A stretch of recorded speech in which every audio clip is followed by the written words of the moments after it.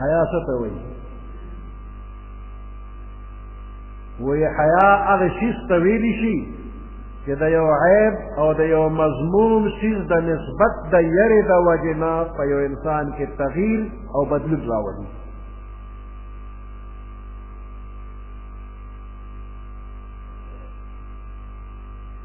مثال په طور یو نوجوان دی چې پټ په سیګریټو راوړېدلی دی او دې سیګریټ څکي او ناګانه پلار یې را مخامخ شو یا یې استاد را مخامخ شو، فورا د مخ واړه او سیګریټ یې ښکته وغورځو، خپې پې کېښود او ولاړ دی، سیګریټ یې پټ کړ، پرې یې ایښوده. نو دې د دې پلار نه یا د استاد نه حیا کوي، نو د دې وجې ده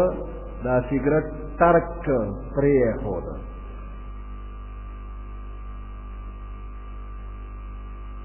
یو ځای کې یو ګلکار هغه کار کو او سیګریټ یې ځان ته ډک کړ او تیلې یې ورته و دغه وخت کې زه راغلم. نو چې د لرې نه څنګه زه ولیدلم نو فورا هغه سیګریټ یې کېښوده او د مسالې کاټکي یې پرې د پاسه واړو،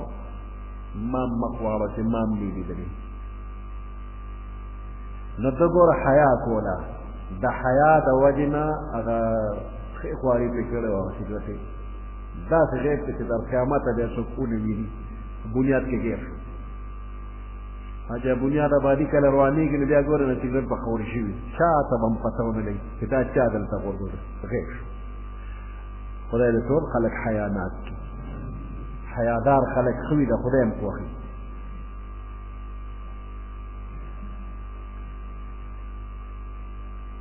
نو د حیا سره لازم ترک دی.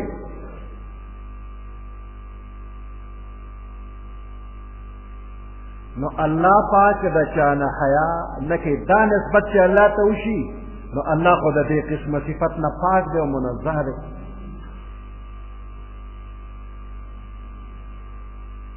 الله باندې تغییر او تبدیل او انقراض د نفس نه راځي، دې نه پاک دی. الله د چا نه یریږي نه. نو د حیا نسبت چې الله پاک ته وشي نو مراد به ترې نه ترک او پرېښودل وي. نو معنی دا شوه ان الله لا یستحیي، بېشک الله پاک نه پرېږدي، لا یترک المثل، دا مثال بیانول نه پرېږدي، د چا د وجې نه مثال بیانول نه پرېږدي. یعنې د حیا او د شرم د وجې نه که انسانان او مخلوق ډېر حق او مناسبې خبرې پرېږدي نو بېشک چې پرېږدي به یې، ځکه چې مخلوق دی خوف او یره پرې راتلی شي او د یو خراب څیز نه د یو خراب څیز ځان ته د نسبت نه اړخ هم کوي، څنډه هم کوي، کوشش کوي د داسې نسبتونو نه ځان ساتي. د دې وجې نه ډېر کله ډېر حق او ثابت شوی حقیقت مثالونه بیانولو نه مخلوق اړخ کوي، خو الله یو داسې ذات دی چې هغه باندې هیڅ خوف، دباو، تغییر، تبدیل نه راځي. د دې خوف او د یرې د وجې نه چې څوک به ما ته د عیب نسبت وکړي نو الله د حق مثالونه بیانول نه پرېږدي. ان الله لا یستحیي، بېشک الله پاک نه پرېږدي ان یضرب مثلا چې مثال بیان کړي، یو مثال د مثالونو نه، مثلا ما یو مثال د مثالونو نه، بعوضة فما فوقها، ماشي یا د ماشي نه پورته په حقارت کې یا په جسم کې زیات حقیر وي یا زیات سپک وي یا غټ وي یا ورکوټ وي. فاما الذین آمنوا، پس هر چې هغه خلک دي چې ایمان یې راوړی دی، فیعلمون انه الحق، پس هغوی پوهېږي چې دا مثال حق دی من ربهم، د دوی د رب د طرف نه.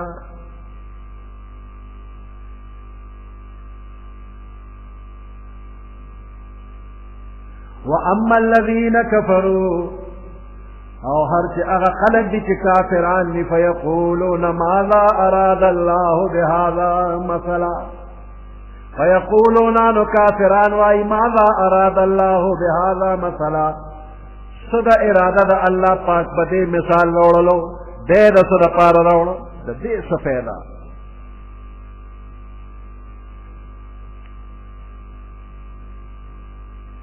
الله پاک یو پیدا بیانی چې په دې امتحان کوما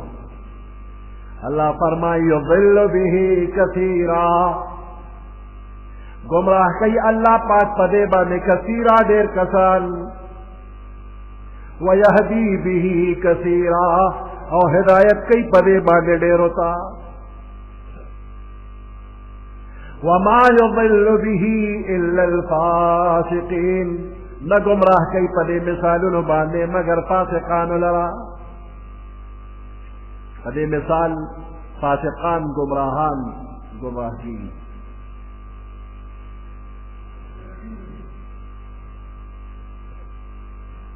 دا یو حکمت بیان کړ چې داسې مثال لوړلو سره د خلکو امتحان مقصد وي نو کوم چې هوښیار خلک دي د هغې دپاره دا مثال د هدایت سامان پیدا کړي او چې کوم بې پروایي کوي نو هغې دپاره د نورې ګمراهۍ سبب شو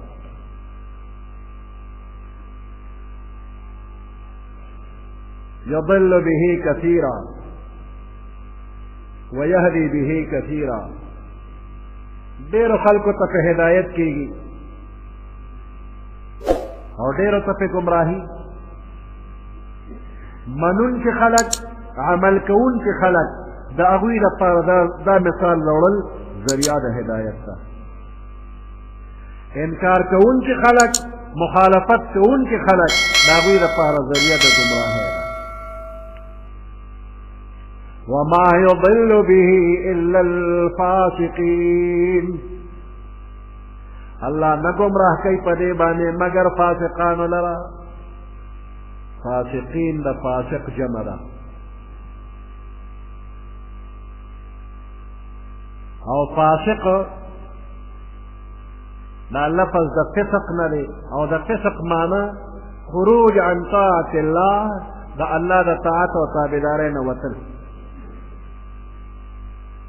اوس کامل فسق کامل فاسق دا څوک دی کامل فاسق دا کافر مکمل نافرمانی چې څوک کوي کافر نو کافر کامل او مکمل فاسق دی او ناقص او کمزور فاسق دا ګناهګار مسلمان ته وایي نو لفظ د فاسق د کافر دپاره ویلی شي او د ګناهګار مسلمان دپاره ویلی شي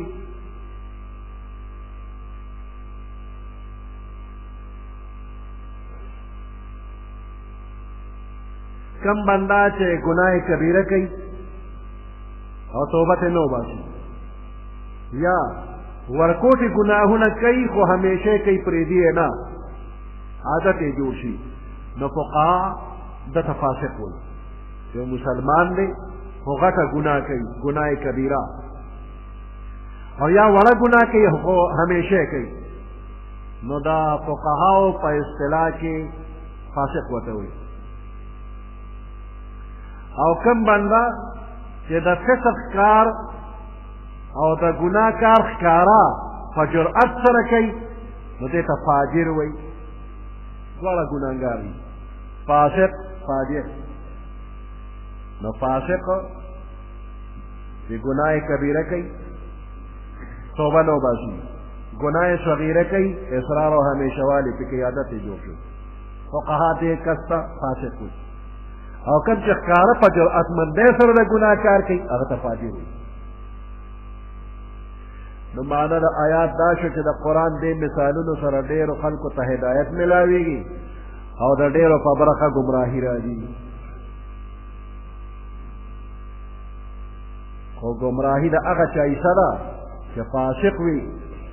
د الله د طاعت او تابعدارۍ نه وتونکی وي او چې په چا چې د الله یره وي هغه دپاره سامان د هدایت دی. وما يضل به الا الفاسقين، نه گمراه کوي په دې باندې مگر فاسقانو لرا. الذين ينقضون عهد الله من بعد ميثاقه، فاسقان څوک دي؟ نو د هغې تعریف الله شروع کړ، پیژنګلو یې درته ښیي. الذين ينقضون عهد الله، فاسقان هغه خلک دي ينقضون چې ماتي عهد الله د الله وعده من بعد ميثاقه، رسو د مضبوطولو د دې وعدونه. عهد هغه صورت د معاملې چې په هغې کې د دواړو طرفونه وعده وشي، دوه کسان دي یو بل سره دواړو طرفونه وعده وشي. او میثاق داسې معاهدې ته ویلی شي چې هغې کې قسم راشي، په قسم مضبوطوالی راشي.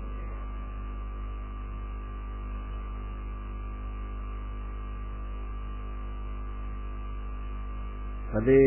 آیات کې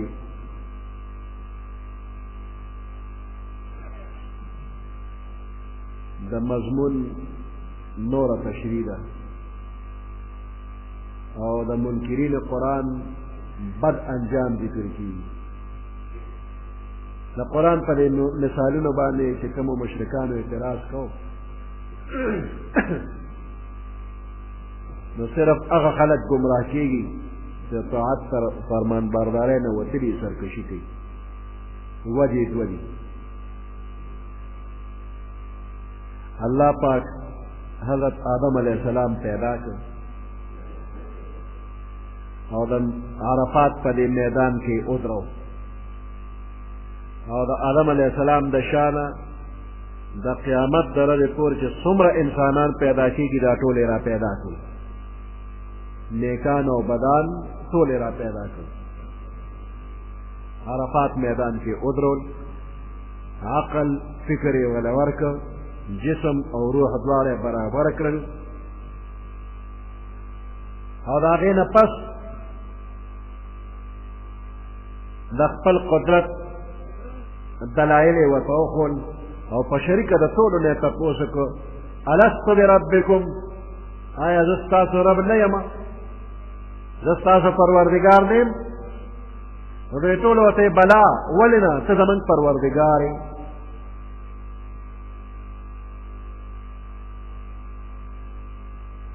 اقرار دی خلکو چې ته زموږ پروردګار یې، ته زموږ رب یې. دې سره لازمه ده چې چا ته د پروردګار ووایي نو ته به یې طاعت تابعداري کې یو ذره بر کمې به نه کوې. نو دې خلکو دا وعده وکړه چې ربه موږ به ستا حکمونه منو. دې ته عهد ازلي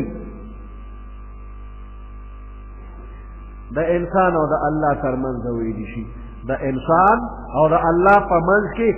یو مضبوطه وعده وشوله، الله ته زموږ رب یې، موږ به ستا عبادت کوو، ستا حکمونه به منو، مخالف به نه چلېږي. اوس چې دنیا ته انسان راغی نو ده نه دا خپله وعده ایره ده چې ما الله سره وعده کړې ده. نو الله پاک پیغمبران راولېږل، آسماني کتابونه یې راولېږل او د دغې عهد او د دې وعدې تجدید یې وکړو او یاد دهاني وکړه چې بنده تا ګورې الله سره وعده کړې ده. اوس په دغې وعده دې عمل وکړه. نو چا چې دغه معاهده ماته کړله، الله سره یې وعده کړه او هغه وعده یې ماته کړله، ده نه څه توقع کېدی شي چې دی به د پیغمبر خبره ومني یا به آسماني کتاب نه فایده واخلي. الذين ينقضون عهد الله من بعد ميثاقه، دا فاسقان هغه خلک دي چې ماتوي وعدې د الله رستو د مضبوط والي نه. الله سره یې وعده کړې ده،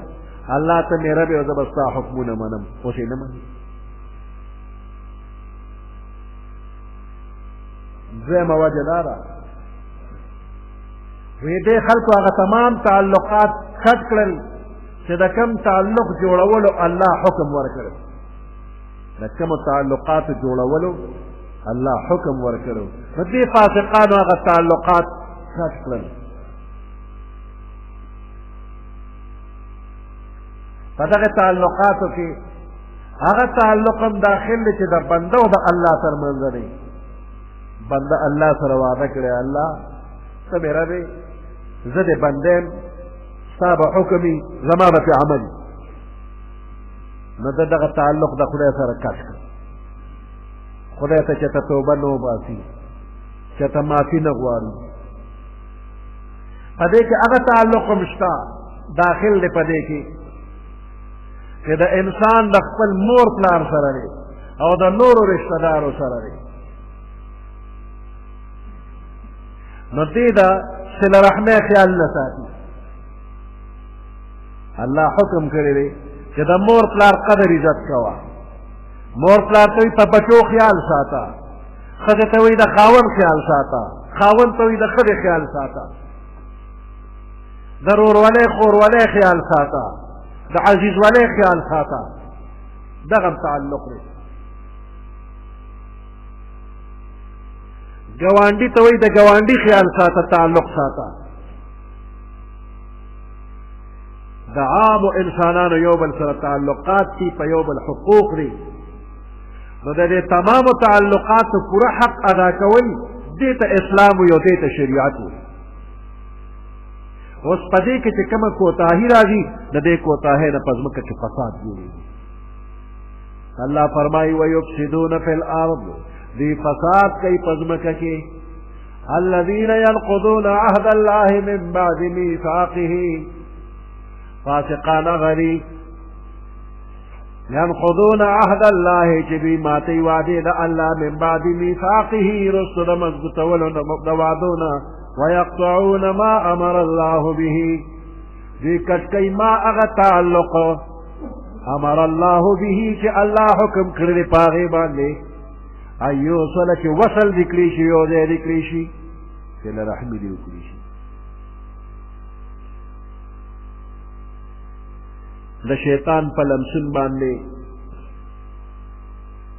رشتې کټ کېږي. بعضې بنده د یو رشته دار نه خفه شي، وایي مخ مې د کفن کې نه ګوري، مخ به یې په کفن کې نه ګورم. دې د صله رحمۍ لحاظ نه ساتي. دا بنده به الله د خپل رحمت نه جدا کوي. داسې ولې وی چې فلانې رشته دار مې د مخ نه ګوري او مخ به یې نه ګورم. ستا او د ده ترمنځ خو الله رشته داري یو نسبت جوړ کړی دی، هغه نسبت ولې کټ کې ګناهګارۍ کې په دې داسې وصیتونه مه کوه. ځان بچو ته مه وایه چې فلاني رشته دار ما سره دومره دومره بد کړي دي، کلي ولس به ورسره تر قیامته نه کوې.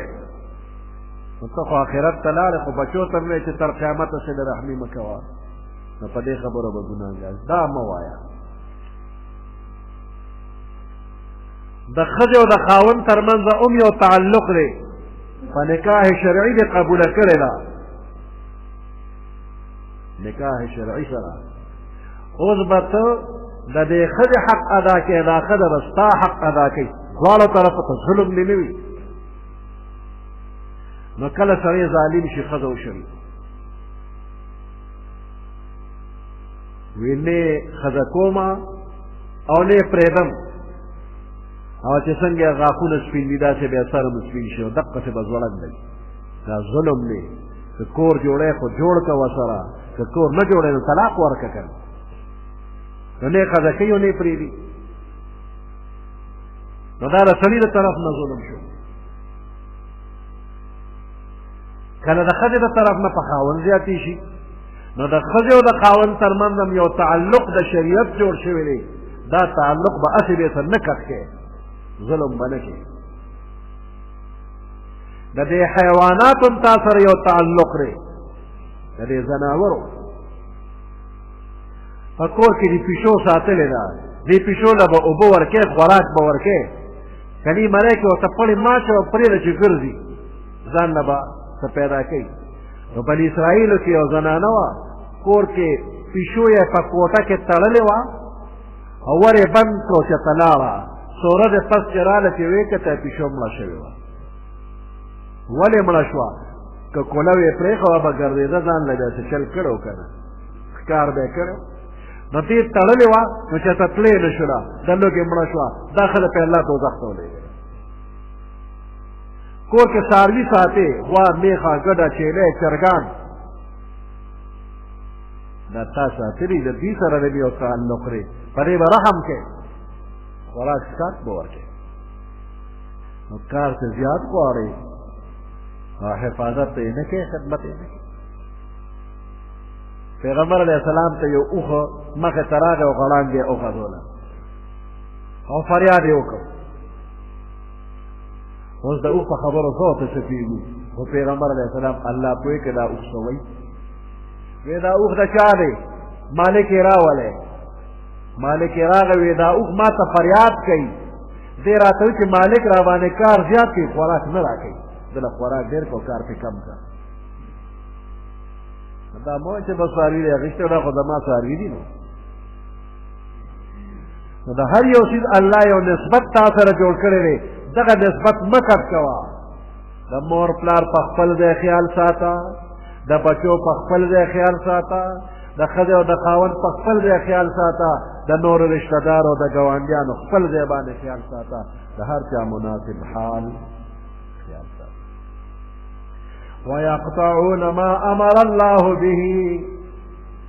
دوی کټ کوي یقطعون قطع کوي او کټ کوي ما هغه تعلق امر الله به چې الله امر کړی دی په هغې باندې ان یوصله چې یو ځای دې کړي شي ويفسدون في الارض دی فساد کوي په ځمکه کې تعلق کټ کوي نو فساد به جوړېږي اولئک هم الخاسرون هم دا کسان خسارې والا دي او تاوان والا دي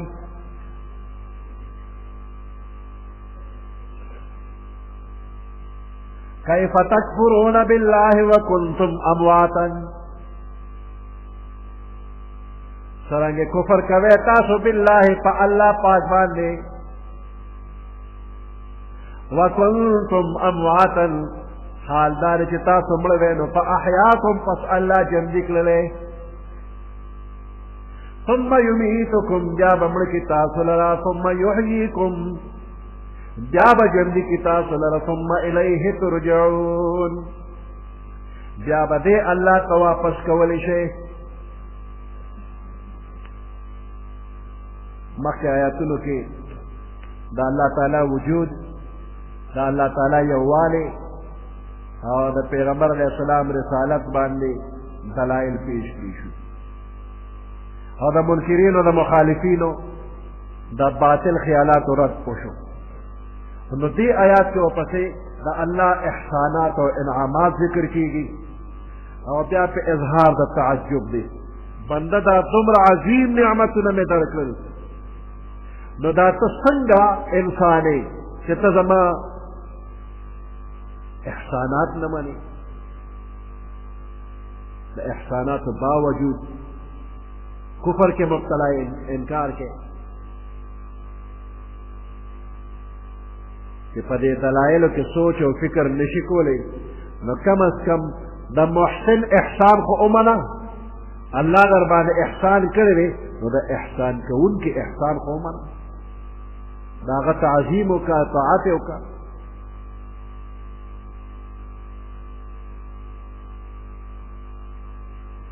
لومبي آیات کې مخصوص نعمتونه ذکر کی هر انسان د پیدایش نه مخکې دې د بیجان ذراتو په شکل کې ور ځمکه مړه ده د دې ځمکې نه غلې را پیدا شو قسم قسم خوراکونه را پیدا شو دې ځمکې نه دغه خوراکونه دغه غلې د انسان بدن ته ورسېدلې نو د انسان په بدن کې د دغه خوراکونو نه د هضمېدو نه پس وینه جوړه شوه د وینې نه پس نطفه تیاره شوه او د دغې نطفې نه بیا انسان جوړ شو نو دا انسان د دې ځمکه کې د خورو ورو ذراتو کې نو پیدایش نه مخکې په دې ټول جهان کې په خورو ورو ذراتو کې الله دغه ذرات را جمع کړل یو خشته انسان یې ترې جوړ کړ او روح یې پکې واچو دا یو مخصوص نعمت الله ذکر کړ دویم آیات کې د عام نعمتونو ذکر دی چې انسان او تمام مخلوقات ته پیدا کړي د انسان د زندګۍ او د بقا لپاره ضروري دي هغه دا چې اول الله ځمکه پیدا کړله او بیا اسمانونه پیدا کړل او د اسمان بارانونه راځي او د ځمکه په هغې باندې لمده شي او زرغونه پکې کېږي دغه زرغونه تاسو خورئ تاسو پې جمدي پاتې کیف تکفرون بالله دا څرنګې تاسو کفر کوئ په الله پاک باندې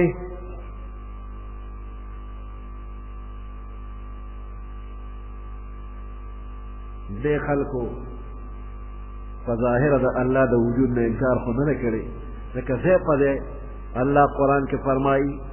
ولئن سألتهم من خلق السماوات والأرض ليقولن الله کدی کافرو نه تپوس کې چې اسمانونه او ځمکه چا پیدا کړي نو دوی به درته وایي چې الله پیدا کړي دي نو مشرکان خو الله مني خو چې رسول الله نه مني نو الله وایي تمام نه مني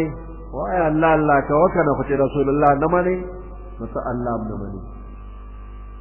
نو ځکه الله وایي چې محبوب راله نه مني نو ته په ما کفر کوې نو کیف تکفرون بالله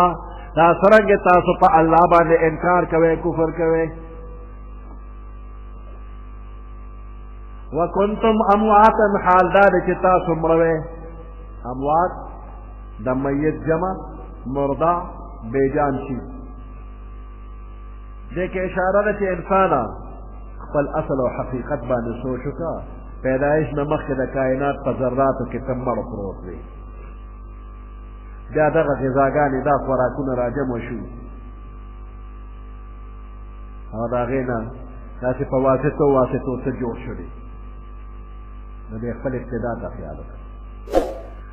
وکنتم امواتا تاسو مړه وئ نو فاحیاکم پس الله ژوندي کړلې ژوندی یې کړي روح یې دکې واچو ثم یمیتکم بیا به مړه کړي تاسو لره الله پاک ثم یحییکم بیا به ژوندي کړي تاسو لره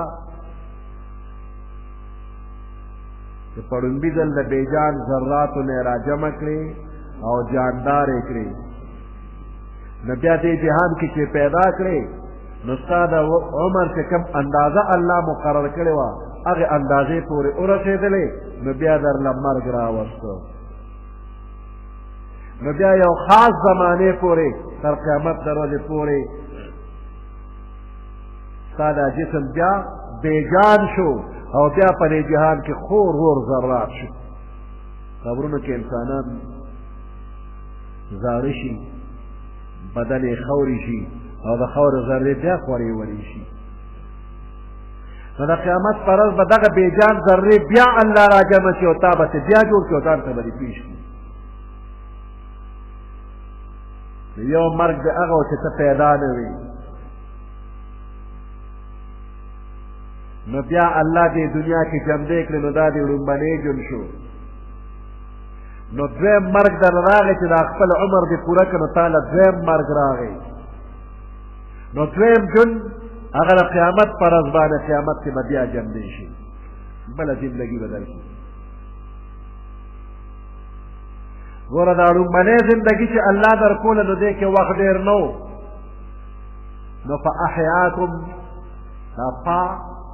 تعقیب مع الوصل لپاره راځي کنتم امواتا تاسو مړه وئ فاحیاکم ژوندي یې کړئ دې کې وخت نه لګېده الله زر ژوندي کړئ او دا ثم د ډېر وخت تېرېدو دپاره راځي ثم یمیتکم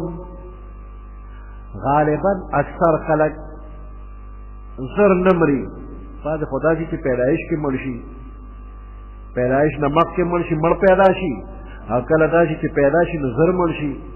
کله ماشوم مړ شي خو اکثر داسې چې غټېږي نو دې که ډېر وخت تېرېږي نو ثم لفظ یې راوړي ثم يميتكم بیا بمړه کی تاسو لره ثم يحييكم نو بیا چې د جمع کوي نو د قیامت تر ورځې پورې نو دا ډېره اوږده فاصله ده نو بیا ثم راوړه ثم يحييكم ثم الیه ترجعون بیا به الله ته تاسو پیش کولی شي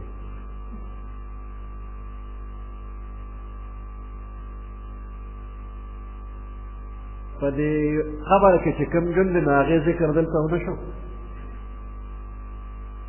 ګوره اول نیشوې د پیدایش نه مخکې مړ وې نیشوې مړ وې دا یو مرګ بیا د دنیا دا زندګي درکړم ټول خلک ویني چې فلانې جملې وې نو دې زندګۍ نه پسې دله مرګ درکړه دنیا ولید اعلان وشي چې فلانې مړ شو نو دې مرګ نه پس د قیامت پر ورځ د جملې کوي نو د قیامت تر ورځې ژوند او د دنیا د دې مرګ په منځ کې په دې قبر کې چې کومه زندګي ده هغې ته برزخي زندګي وایي هغه برزخي زندګي دې آیات کې خدای ذکر نه کوي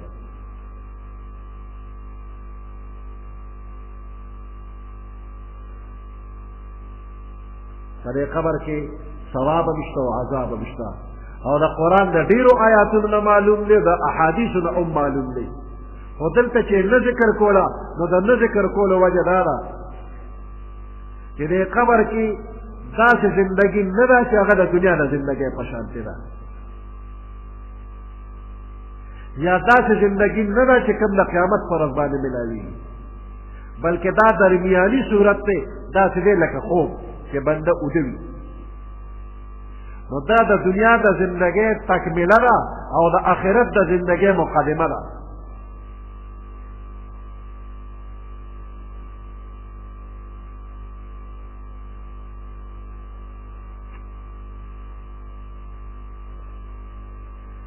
هو الذي خلق لكم ما في الارض جميعا